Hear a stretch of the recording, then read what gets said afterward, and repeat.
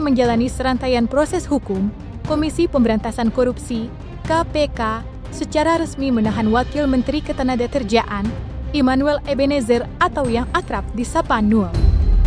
Ia terjaring dalam operasi tangkap tangan terkait dugaan kasus korupsi pemerasan dalam proses sertifikasi keselamatan dan kesehatan kerja (K3).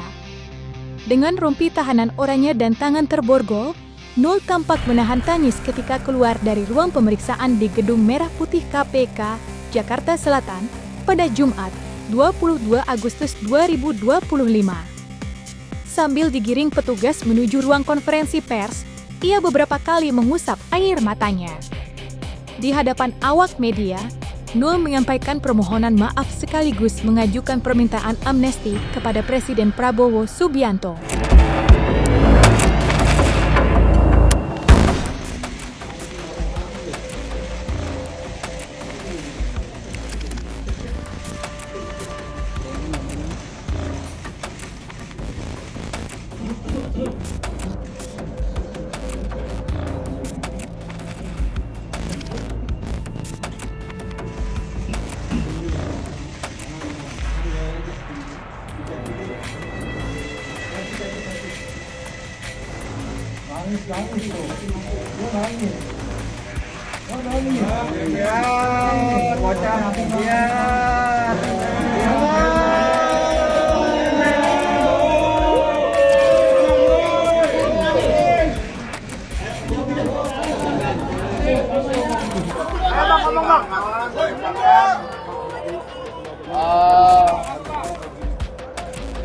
Saya ingin sekali pertama saya meminta maaf kepada Presiden Pak Prabowo.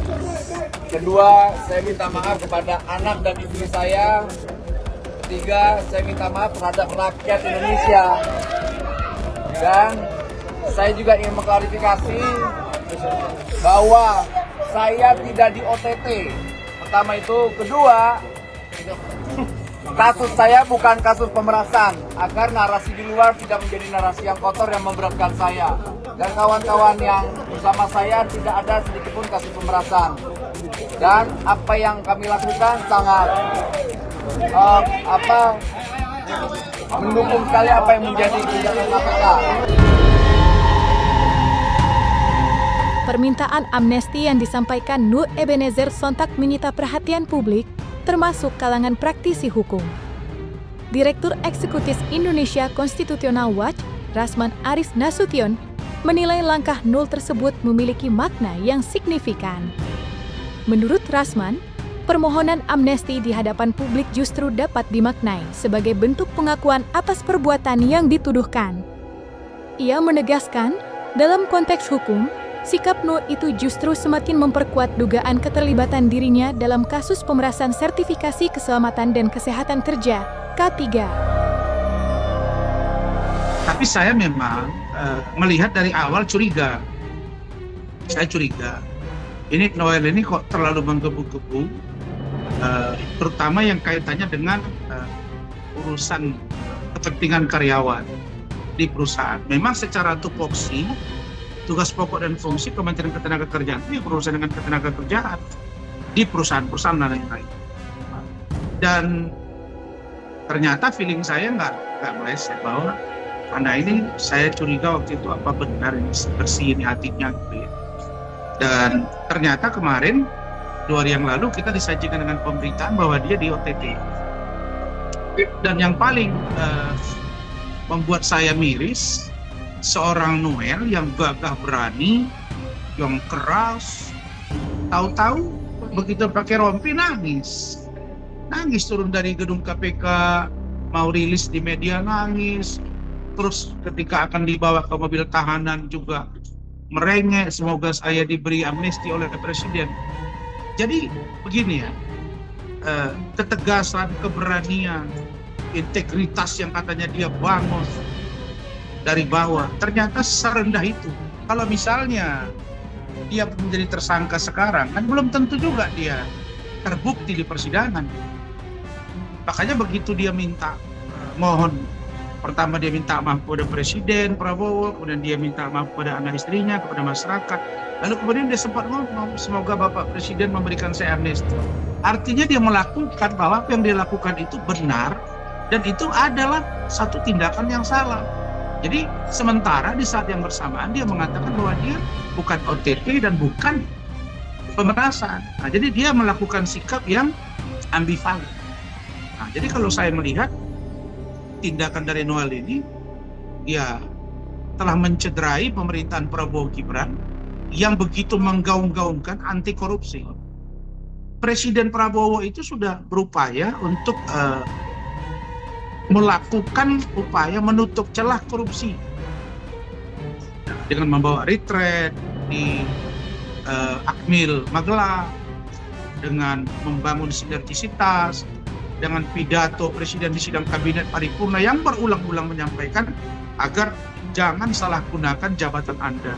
Ketika presiden sedang memberantas korupsi, pada saat yang bersamaan anggota kabinetnya melakukan tindakan yang melanggar hukum. Jadi saya kira tindakan Pak Prabowo lewat Mensesnek, Pak Prasetyo Hadi telah mencopot, dan saya kira ini momentum buat Pak Prabowo untuk kembali mensolidkan barisan beliau dan tidak usah terpengaruh dengan tindakan Noel yang telah mencederai kabinet, ya. Dan saya percaya dan saya kira tidak buru-buru juga Pak Presiden untuk mengganti gitu, karena di awal juga sudah ada masalah dulu, contohnya dengan Gus Miftah kan. Gus Miftah itu juga melakukan satu statement yang bablas sehingga mengundurkan diri, dan sekarang masuk lagi ini ada wakil menteri yang juga berbicara. Saya kira Pak Prabowo masih paham bahwa kabinet gemuk beliau ini adalah kabinet untuk mengakomodir semuanya, tapi beliau sangat paham bahwa kalau terjadi tindakan yang melanggar hukum oleh anggota kabinetnya, saya kira beliau pasti sudah punya cara untuk mengantisipasi agar kabinetnya tetap solid, satu irama, apalagi dukungan dari Wakil Presiden Gibran Rakabuming Raka dengan tegas menyatakan mendukung sikap Presiden Prabowo untuk memberantas korupsi, dan Presiden dan Wakil Presiden menyatakan ya menghargai proses hukum yang sedang dilakukan oleh KPK.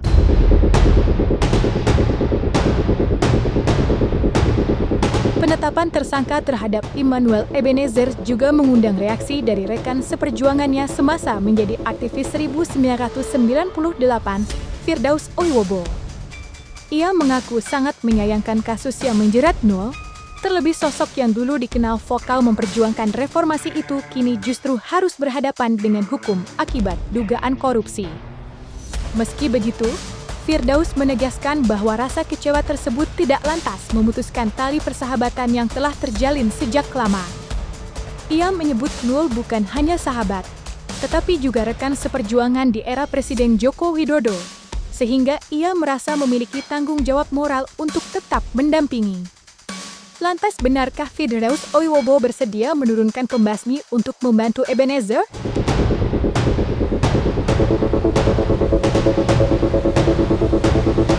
Ya sangat disayangkan banget ya, karena kan kita tahu figur dia itu kan figur idealis kan. Kita sama-sama aktivis 98 ya, lahir dari rahim yang sama di tahun 98, pergerakan pada saat itu. Kita tahu 98 ini kan orangnya terdoktrin anti korupsi dan mau membenahi bangsa kan gitu. Tapi kenapa kok bisa jadi begini gitu, sangat disayangkan sekali gitu. Nah saya bilang tadi, aduh sangat sayang banget ya kenapa kena gitu kan. Karena Noel itu banyak banget membantu kita gitu. Khususnya saya kan beberapa kali nelpon Noel itu bener-bener nggak pakai protokoler gitu loh. Noel, gimana bro, bantu gue bro. Oh iya bro, tenang aja lu, kantor gue bro. Jadi kayak dia tuh responsif banget gitu. Makanya ketika ada masalah seperti ini sangat disayangkan banget kok bisa gitu. Tapi di lalanya kan saya nggak bisa membantah karena saya orang hukum. KPK udah mentersangkakan beliau, berarti kan udah naik sidik kan. Dan artinya ya udah hanya persidangan yang kita bisa tempuh untuk membela Noel kan gitu. Makanya saya nawarkan diri kemarin, barangkali Noel butuh pengacara lagi, saya akan turunkan dari pembasmi. Ya sebenarnya sih itu spontanitas saja karena kita memang deket kan, sering telepon ya. Sebulan itu hampir 2 kali 3 kali kan telepon beliau, dan pernah juga ke kantornya beberapa kali. Dulu kita kan pernah berseberangan juga kan. jadi Projo, saya di relawan militan Prabowo, jadi artinya sangat disayangkan banget kalau seandainya seperti Noel ini sampai ketangkep gitu, karena biar gimana pun dia kan ada jasanya sama Pak Prabowo ya, minimal istilahnya dari pihak Pak Prabowo ya, saya yakin pasti dibantu mungkin sama Pak Prabowo untuk meringankan hukumannya gitu kan, karena biar gimana Noel pernah juga di gerbong yang sama untuk berjuang Jokowi. Jalan baiknya Noel itu saya rasa perlu disikapi dengan baik pula ya. Pak Prabowo juga harus bersikap arif di sini dalam ini ya, lebih-lebih karena beliau struktur di pemerintahan ya, beliau perlindungan hukum melalui biro hukum di pemerintahan Pak Prabowo, karena hukum itu abstrak ya, jangan di istilahnya ada stafnya yang udah terbentur hukum malah makin dijerumuskan, makin dijauhkan, jangan juga. Biar gimana sedikit biji jarak pun Noel udah pernah berbuat untuk Prabowo dan Gibran.